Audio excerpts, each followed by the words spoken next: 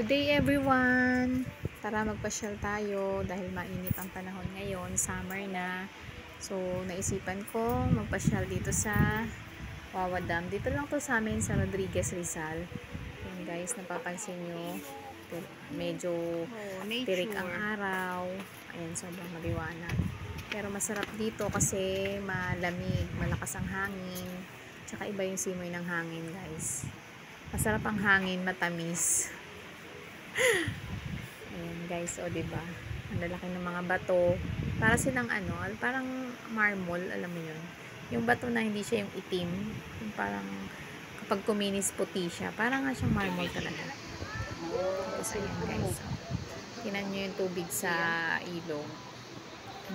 Medyo ano din, mababaw. Tsaka ano siya, calm. Ayan. Yung iba may nakamotor. Papasyal, iniiwan na nila yung motor nila dyan sa gilid. Meron na kasi nagbabantay dito guys. Meron ng ticket pagpasok mo. Pag hindi ka taga San Rafael, ayan, magbayad ka ng 20 pesos. Pero dati naman libre lang. Para rin kasi ito sa maintenance ng lugar, ng place. Ayan. So marami pa rin nagsiswimming. May entrance kasi. Hindi na tayo magtagal tayo. Swimming sila doon sa may dulo. Hindi pa kami nakakarating doon sa dulo guys. Ayan, medyo mahaba-habang na pa rin. Dyan. Sige na. Pero ayun, worth it naman. Ayan, masaya. Ayan yung kasama ko guys, super sexy. First time niyang pumunta dito, dinala ko siya. Kaya enjoy naman siya. Tuwan-tuwa siya sa lugar. Tuwan-tuwa siya sa Wawa. Kasi sobrang nakaka-relax daw. Ayan. Very relaxing. Lalo na pag natatanaw mo yan, yung mga bundok na mataas. Ayan. Tapos iba talaga yung simoy ng hangin. Kaya, ayun. Natuwa naman siya nung isinama ko siya. Ayun, daming mga nakamotor, iniiwan lang nila dyan sa gilid. Tapos pupunta sila dun sa dulo. Yung iba doon, nagpipiknik, merong nagsiswimming din.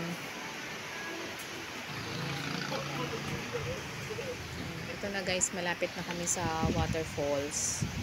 Tingnan natin kung may naliligo doon. Kasi nung last year pala, nagpunta kami dito, pero nagpunta rin kami dito, naligo kami doon sa may waterfalls mismo. Maraming mga cottage doon na pwede kang maglagay ng mga gamit mo habang naliligo. Lagay mo yung mga gamit mo doon. Mura lang naman yung bayad doon sa ganun. Ewan ko lang ngayon kung magkano. Okay, sa kasama ko na-amaze. Ayun, so ayun na nga guys, yung waterfalls. Saka naligihan ko meron yung mga naliligo. Ayun na. Ayun, nag-picture taking pa kami dyan. Tuwa siya. Sabi ko mag-iingat siya din sa mga bato kasi baka sa sobrang excited niya mahulog siya dun. Ayun na. Ayun guys. Nakakatuwa kayo dyan sa waterfalls. Ang lamig ng tubig. Nag-swimming kami dyan. Diba? Ayun o.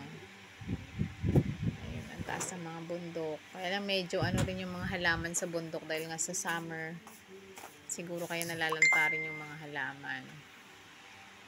Ayan guys. Ayan sila ang dami naliligo doon. Pag nandun ka, hindi mo mararamdaman yung sikat, yung init ng araw. Kasi malamig yung tubig. Kaya hindi mo na malayan. Maitim ka na, negrang-negra ka na pala. Kasi nga nakabilad ka sa araw pero hindi ka maiinitan. Ayan yung natatanaw nyo guys. Yan yung mga cottage dyan na pwedeng i-rent para mapag-iwanan ng mga gamit. Hindi nabasa yung mga gamit mo guys. Yan, mura lang yan. Dati parang 60 pesos yung rent namin. Ayun, natuwan-tuwa yung mga naliligo guys. Ayan. Sa lakas ng pressure ng tubig. Pero pag malakas ang ulan, bawal maligo dyan. Kasi sobrang lakas talaga ng pressure ng tubig. Na tipong tatangayin ka dun sa baba. So, pinagbabawal din kapag malakas ang ulan. Pero ngayon, dahil yun nga, dahil summer na, ayan, ang dami nang naliligo. Tapos, ayan guys, yan yung medyo dulo, sa dulo na. Ayan, may mga, kung napapansin nyo, may mga bangka dyan. May mga boat. Yan, pwedeng rentahan yan. Papunta doon sa dulo, parang secret, ano bang tawag nila doon? Basta may secret doon. Ang ganda rin doon sa dulo. So, magbabayad ka lang dyan ng 100 pesos per head para i-tour ka na doon sa dulo. Ayan. Ayan guys, diba? Ang liwanag. Kasi nga mainit, maaraw. Yan, may mga nagsiswimming dyan. Dyan sa ilog na yan. Yan, at ito lang guys. Thank you very much for watching my videos. And don't forget to like and subscribe kung nagustuhan nyo po yung aking videos. Thank you sa support sa channel ko. Bye!